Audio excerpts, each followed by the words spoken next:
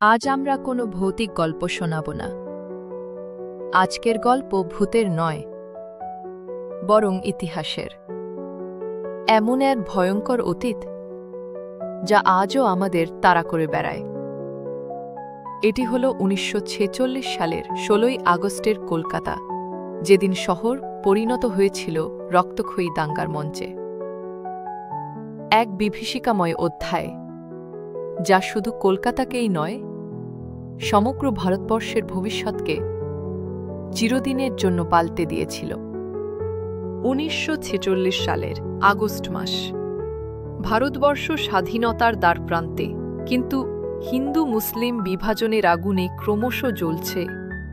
কলকাতা তখন রাজনৈতিক উত্তেজনা আর সাম্প্রদায়িক বিভেদের কেন্দ্রবিন্দু। পাকিস্তানের দাবিকে সামনে রেখে মুসলিম লীগ ঘোষণা করল ডিরেক্ট অ্যাকশন ডে। কলকাতার মুসলিম লীগ নেতা এবং শহরের মেয়র হোসেন শহীদ সোহরাওয়ার্দী প্রকাশ্যে আন্দোলনের নেতৃত্ব দেন। এই আহ্বান ছিল শক্তি প্রদর্শনের, কিন্তু ফল হয় রক্তক্ষয়। ১৬ই অগস্ট সকাল। হাজার হাজার মানুষ মনুমেন্টে জমায়েত। বক্তৃতা, স্লোগান আর রাজনৈতিক আবেগে ভেসে যাচ্ছিল শহর। কিন্তু দুপুর গড়াতেই এই আবেগ পরিণত হয় সহিংসতায়।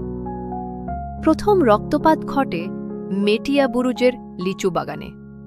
সেখানে মুসলমান দুষ্কৃতীরা হিন্দুদের উপর আক্রমণ চালায়। বহু মানুষ নিহত হয়, ঘরবাড়ি জ্বলে যায়। কলকাতা শহর যেন অশুভ সংকেত পেয়ে যায়।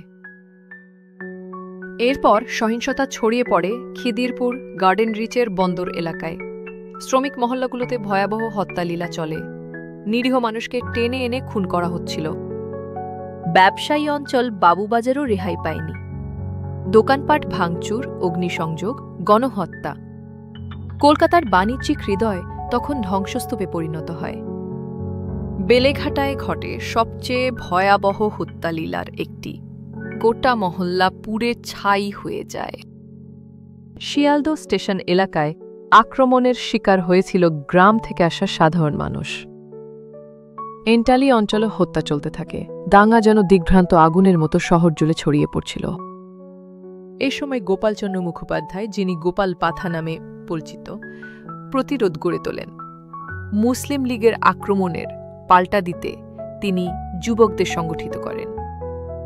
৪ দিন ধরে কলকাতার রাস্তায় চলেছিল হত্যালীলা। সেনা নামানো হলেও পরিস্থিতি নিয়ন্ত্রণে আসতে সময় লেগে যায়।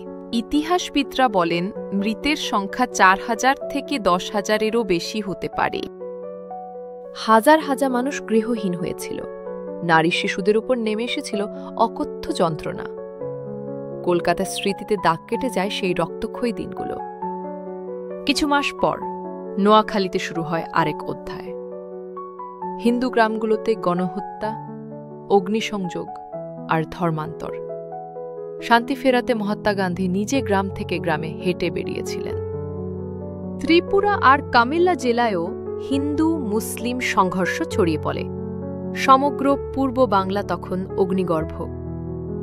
অনেকে অভিযোগ করেছিলেন তৎকালীন গভর্নর ফ্রেডরিক বুরোজ এবং সোহরাওয়ার্দী ইচ্ছে করেই দাঙ্গা থামাতে বিলম্ব করেছিলেন।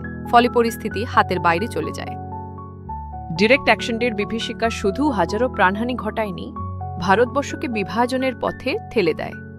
১৯৪৭ সালের দেশভাগ যেন এই রক্তক্ষয়ী ঘটনারই পরিণতি। ১৯৪৬-এর সেই দাঙ্গা আজও আমাদের সতর্ক করে দেয়, ধর্ম আর রাজনীতির নামে বিভাজন শুধু ধ্বংস ডেকে আনে।